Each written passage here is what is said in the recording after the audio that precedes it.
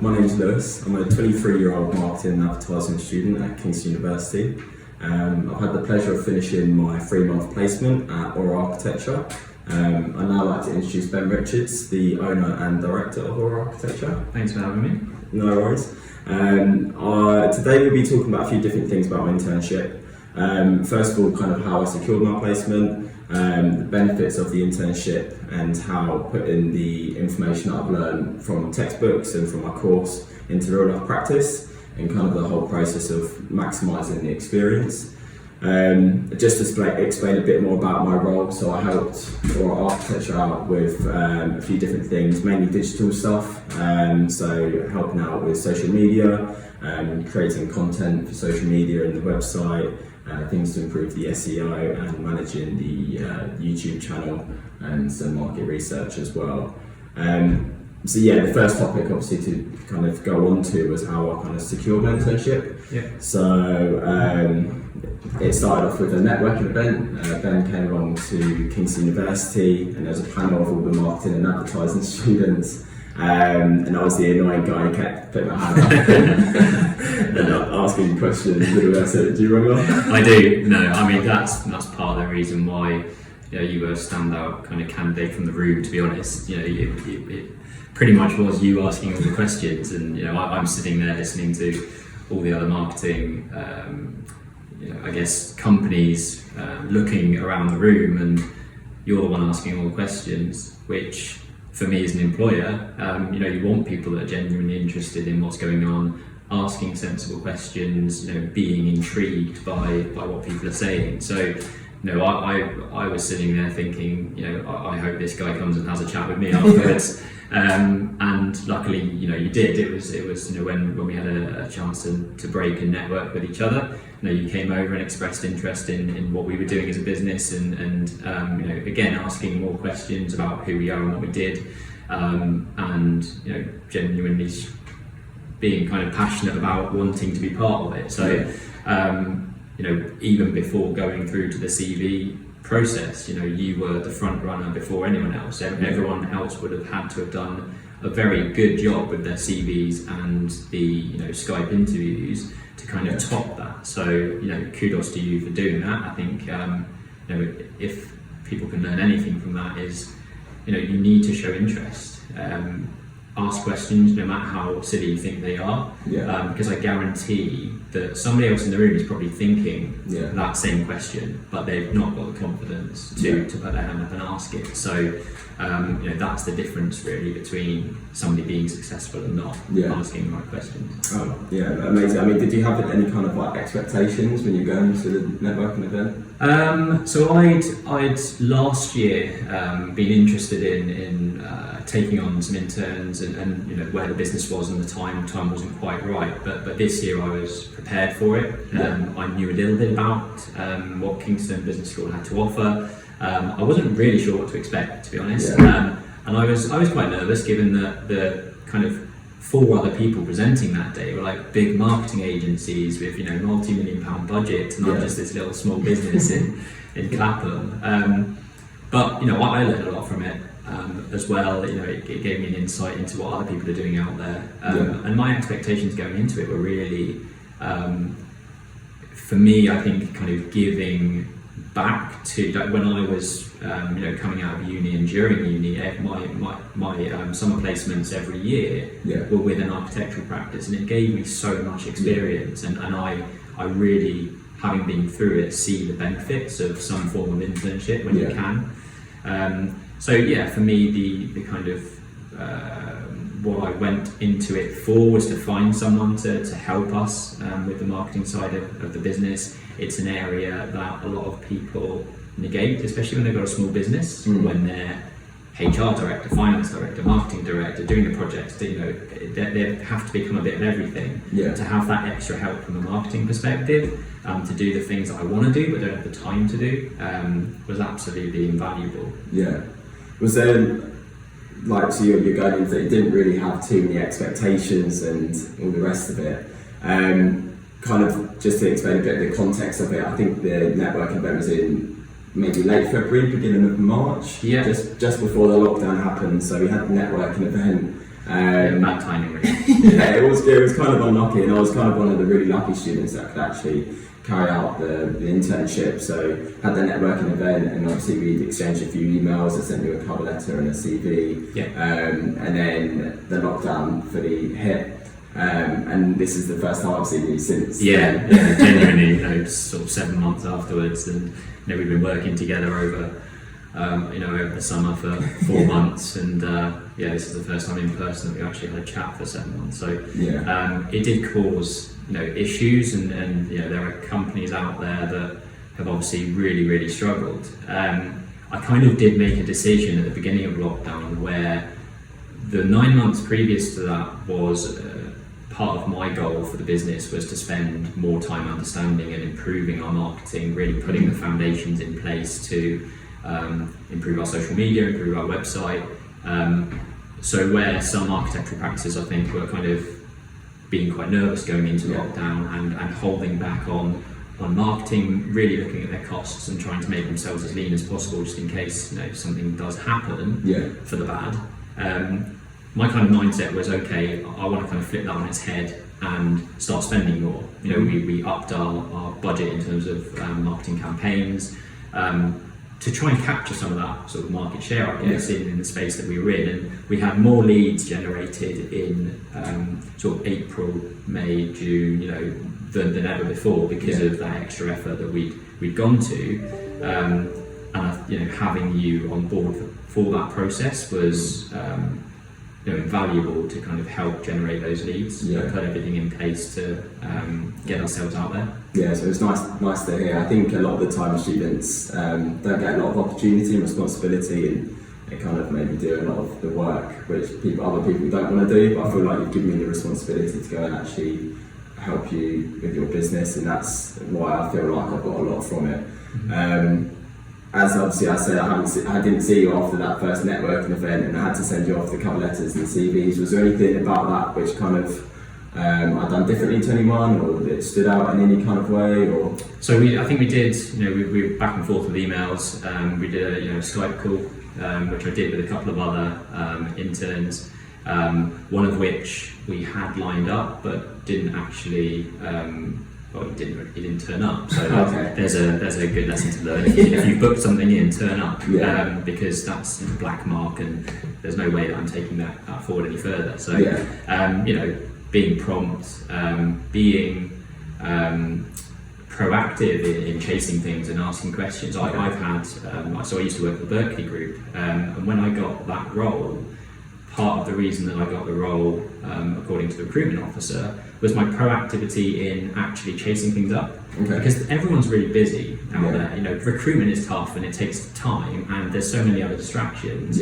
Actually following things up, asking questions to the recruiter, asking questions to whoever you're liaising with HR. Some people think, I've had this conversation with my wife before, where she's not chased up on an interview. You've gone to an interview and then you just leave it in their hands. For me, from an employer and from previous experience getting jobs, I've always had more success when I've actually asked them the questions and said, how did the interview go? I'd really like some feedback. I'm really interested in this product, in this role. How can I improve if I'm not selected? You're showing there, you're proactive in your approach. You're inquisitive, and also, why wouldn't a company want someone that knows what they want and goes for it? For me, that's a massive benefit of any person I take on. It's, do they have the hunger to actually move forward and learn? So I think that approach from you in terms of chasing up and sending information when you say you're going to send it, I think that always goes down with anyone looking to recruit someone. A few great points there.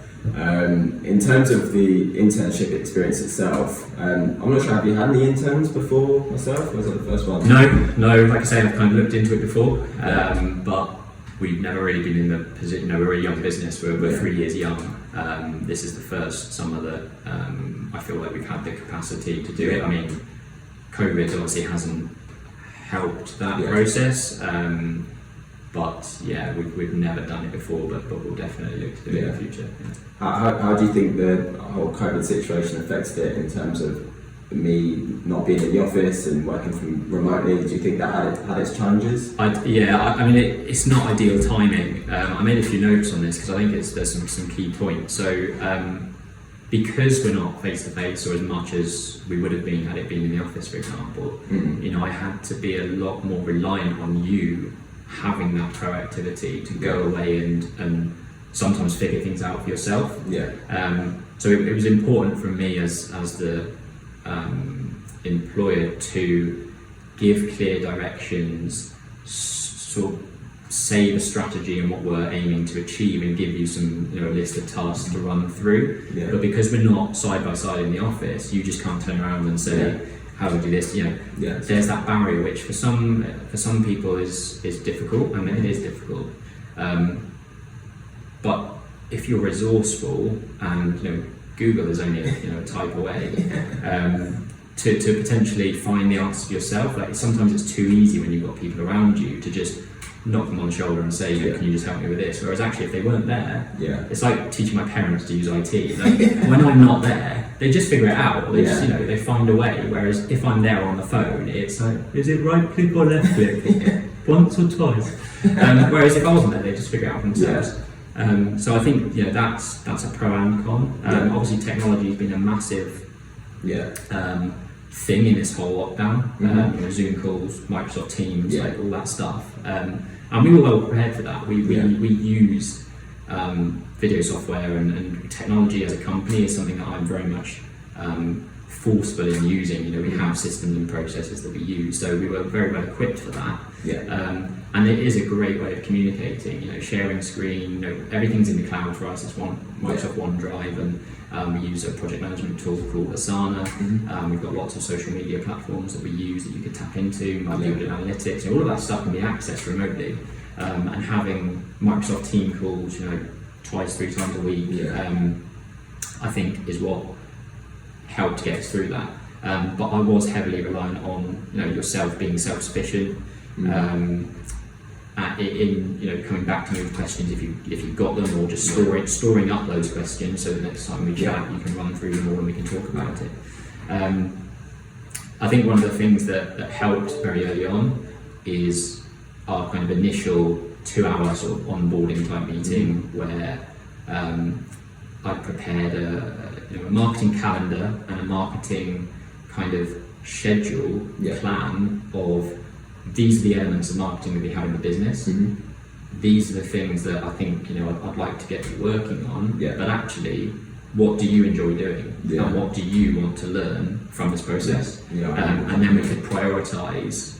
You were very good, or very sort of saying that you love the kind of data analytics side of things. You like putting things out there and then assessing how they're doing and tweaking and stuff like that. So the SEO and the website, blog writing and things like that was a great task for you to be getting on, because you love doing it and actually it's something I needed doing. So I think having that structure, but having you being self-sufficient and going away and learning yourself was a massive pro for me, even in lockdown. I remember that meeting very clearly. It was at 9 o'clock on a Monday morning or what have you, and I didn't really have too many expectations, and I was like, is this going to be really overwhelming? What do I expect? And that first couple of hours we kind of listed through everything, and there's a lot of things in that list that I never heard of before, a lot of acronyms and all the rest of it, and I had to kind of get my head around. But that was a key point. I think having to work remotely and me having to search and research things myself made me learn a lot quicker. It was a bit overwhelming at times. Just having to kind of learn a lot of things in quite a short amount of time. But I think that process of me not relying on other people to tap on the shoulder and give me the answer straight away, and I had to go out there and look for it, actually made me learn it a lot quicker, and I think a lot more in depth, and I learned it more critically, like why it's done and all the rest of it. And as you say, it got to a point where I didn't want to pester you all the time with a WhatsApp or an email about asking me questions, so I would actually make a list of things which I wasn't sure on, and then we used to meet at the beginning. It was nearly every day, maybe every other day, and we'd run through it. I think that's a good way of doing it. So it's I guess as a business owner, when I've got loads and loads of other stuff going on, the last thing I would want is someone every half an hour saying, "Can you go through this? Can you go through this?" Like, I'd rather block out an hour where you can just, if it's not critical, as in needed to be done in the next hour, just lining them all up and having a list of things to run through, and we book it in with a an hour meeting, Microsoft Teams or Zoom call, and we can just go through the list and say everything. So it's the right way to do it, I think. And another thing, I don't think I told you I used to do this, but after each week, obviously the first couple of weeks there was just tons of information which I had to take on. I actually had a notepad, it might even be in my bag actually, but as a notepad, and after every week I used to note down what I'd learned that week or what I'd done which was new. It's just kind of a bit of self-awareness of like, I've actually achieved quite a lot this week. It's a good way of looking back and seeing the progress you've made, which I'd imagine is there's quite a lot. I threw quite a lot of stuff at you, and you've worked on a lot of stuff. So hopefully it was useful. Yeah, definitely. I mean, the list each month or week it got a bit shorter and shorter. So which is good, but there's still always things which are adding to it. And I think now that kind of things are getting a bit more lifted, a bit more relaxed. I think what we're doing in terms of marketing may change slightly, and my role might change, but it's obviously hard to tell. A bit more around that, the 3-month summer placement which I needed for my course. We actually went on to kind of extend that, didn't we? Yeah. So obviously, you proved yourself during those 3 months, and it was a massive bonus to have you within the business. So if I could keep you on doing some stuff, that was always going to be an option. And I think when we first, even when we spoke at Kingston during the open day, you said there's probably going to be a couple of months after the typical 3-month internship where you're going to have spare capacity and that you would like to do something within that time. So it was always an option, and you just continuing to work a day a week within your studies and stuff for us, which is a massive help. And we can continue to build on the good work you did within 3 months. So it's been good. Yeah, definitely. I guess like the whole experience, the way that I kind of maximised it was just the going in there with the ability that I wanted to learn things. As I say, starting off it could only be 3 months. Like, how can I get there? Like, suck up as much information, as much knowledge out of that 3 months, and I guess kind of just being stuck in, not being afraid to ask questions when needed.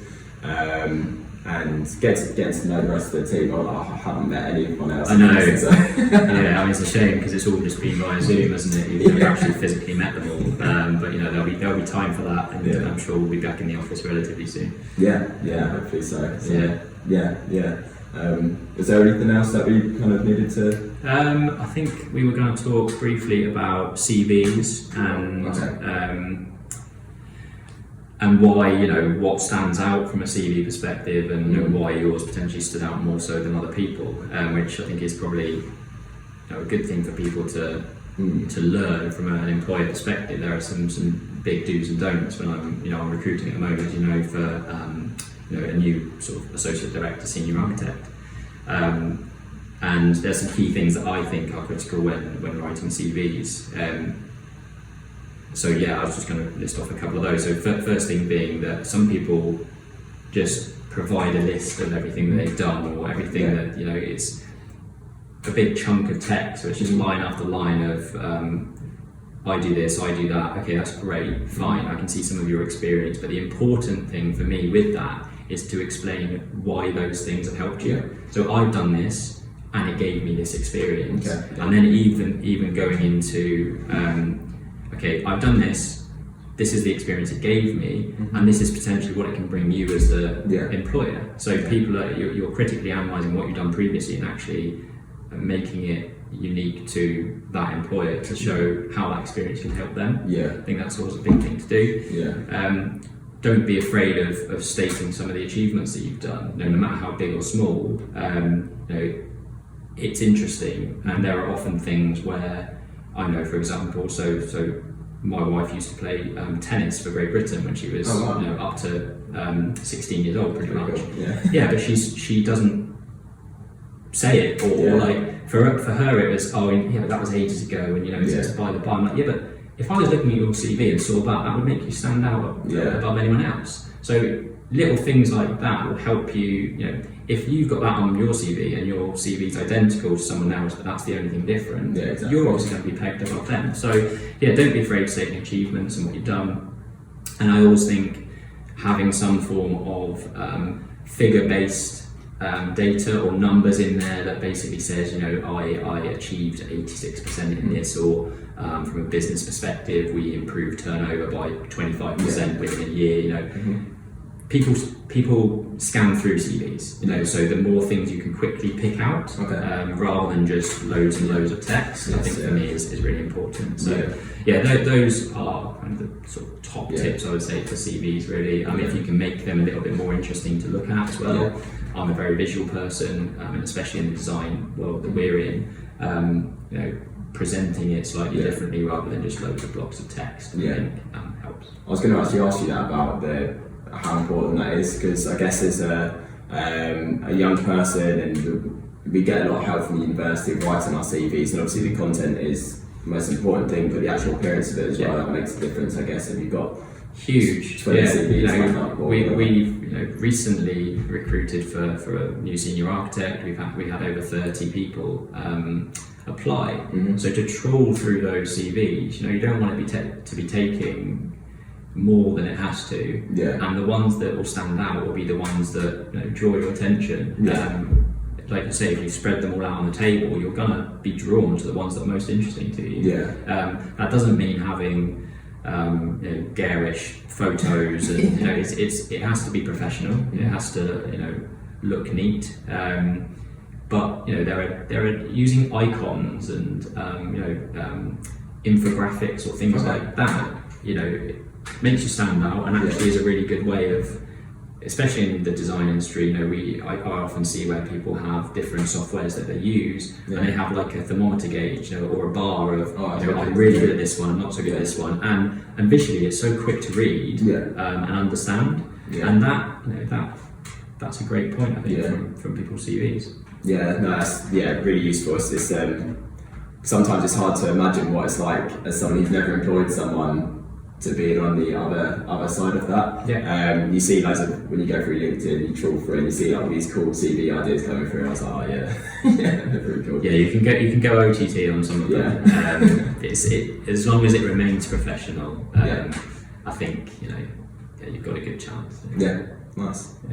Thank you so much. Cool. No worries. I think we've covered everything today, so thank you so much, and I look forward to working with you. Pleasure having you. Thanks for your time. Thank you, Ben. Cheers.